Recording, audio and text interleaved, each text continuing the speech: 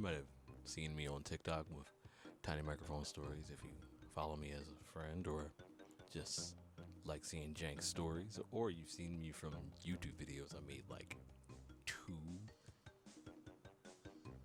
3, 4 ish, 5 years ago. I don't remember, but anyway, I'm here to do something that I've been wanting to do for a really long time, and that's review retro games.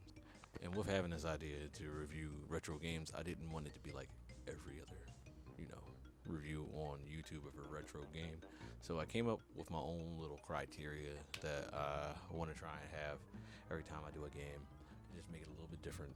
And we're gonna go through that right now. So basically, all we're gonna do is I'm gonna rate it for myself. If I think the game is good, like if I enjoyed it, if it was a good time, then I'm going to rate if someone younger than me, like my niece, my nephew, anybody in a younger generation should give it a try because it's fun, just objectively fun. And then we also need to find out if a historian wants to play it. And that's the biggest thing here is like I love old stuff. So yeah, I want to see if other people like old stuff and they should try it. As for things I'll be looking for in the games, basically let me get game design, art design, music. Does the music slap? Like it's a good and basically anything else that I find is important to a game. And that's usually just the art, music, style, gameplay. Depends on how the mechanics work. If the game runs well, then it's fundamentally sound and I like it. So to get into the first review that I'm going to do, it involves a crackhead. You know, every once in a while, there's a crackhead amongst crackheads that becomes a crack man. And when I say crackhead, I don't mean you had to do the drug. I mean just the energy, just the crackhead energy. Yeah, crackhead energy.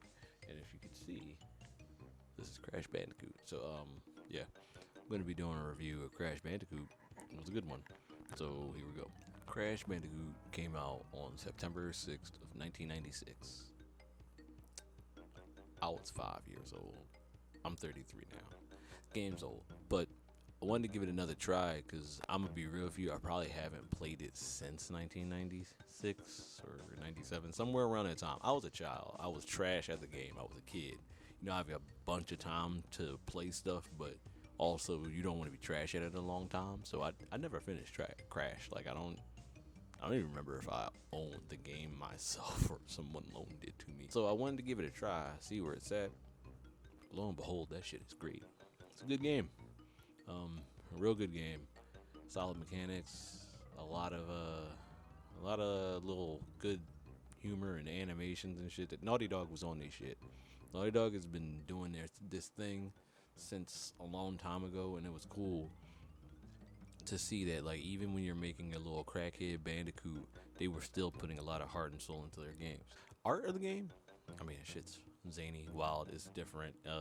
For the time, it was a lot different for any other platformer. I like it. It's a little weird because it's like very, I guess, very like ambiguously like native island-ish somewhere. I don't know. That was a little weird, but the art style itself is good. Music, sound design. Every time I died in that game, I felt it. Every time he did his little whoa, I felt it every goddamn time. Died a lot, so I felt it every time. Music slapped. I'm trying to think of if there was ever a stage where I hated the music, and it was probably because I died so much on the stage that I hated the music, and not like because the music stage was as. Because we'll get to that, but I died a lot in this game. I died a whole bunch. But yeah, music was good. Sound direction is good. Picking up the mangoes? I think they're mangoes. I was picking those up and that slurp. I mean, it's weird, but it sounds good. Everything there was good. Can't really complain. So I guess the biggest part here is the gameplay and the game design. The gameplay is great. Like the physics on the platforming feels like it was built for that game, which I love when you can feel that physics was built for that specific game. They did a really good job even with me dying a whole bunch, it didn't feel like cheap deaths. It felt like I was like over jumping, or I had just like timed it just wrong. Like it never felt like, oh, this shit is trash. Like it was always like, it's just marginal like bullshit that I would miss, but never felt really cheated. Eh, just just fun. I did use save states though, because again, I'm an adult, like I'm 33.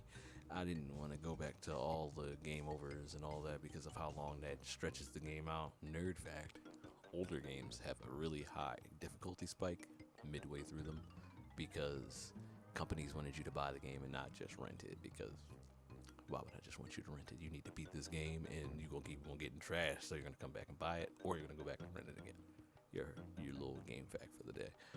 But yeah, game beat my ass, but I never felt like I was being cheated. So I'm gonna say that's like an A on game design, honestly, because I was playing a platformer and I got pissed sometimes because I died, and that's normal. But it was never like this game fucking sucks. So, hey, you get an A. Last thing I'm gonna go with is how approachable is this game? If I came up to somebody and was like, "Yo, try this, John," would they be completely overwhelmed by me just handing them a controller to play Crash Bandicoot? No. No, it's super, super accessible. It's one of the easiest games to pick up and play as a platformer. And if a platformer isn't easy to pick up and play, the game designer has failed. So, no, it's super easy for people to pick up and play. It's not easy to beat. And I want to make that very clear. When I say is it approachable, I mean, can you just pick up and play the game? Like if I picked up the game and I told you the controls, would you be able to get somewhere? Would you be able to kill the first enemy? Would you be able to like get through the first level? Depending on the context. But yeah, super approachable. So yeah, it's approachable. Gets a thumbs up. Let's put all this game rambling together. I think that it's actually a really good game. I'm so glad that I finally played through the whole thing. I think I may have played through it again when I was younger, but I don't remember. Again, I'm old. But playing through it was a really good time. I really enjoyed it. I beat it in 3.5 hours. I'll have the gameplay up on my gameplay channel after this video. I also have the gameplay up on my Twitch, which if you go there whenever I'm doing a review of a retro game, I'll put it out somewhere on my Twitter, my Instagram, something, and you can come through, watch, talk while I play the game, and you'll be featured in the video because I'll thank you all for being there and being a part of the review. You can even give me notes too, like if you've played the game before, how you felt about it, and little things that you know. No backseat gaming though. I think that the game is definitely something that anyone should play. I definitely recommend it to anyone that plays video games, really. And thank you to anyone that's watched this video. If you know me in person, thank you. If you don't know me in person, thank you. If you came here to hate, thank you. It's a view. And if you just know me from like anywhere on social media, thanks. I'm gonna be doing more of these because I want to, and I stopped caring about what the algorithm wanted. So yeah, I'm gonna keep on doing these. I hope you enjoy it. I'll have all my social media around here. You guys have a good one. See ya. Kuma wins.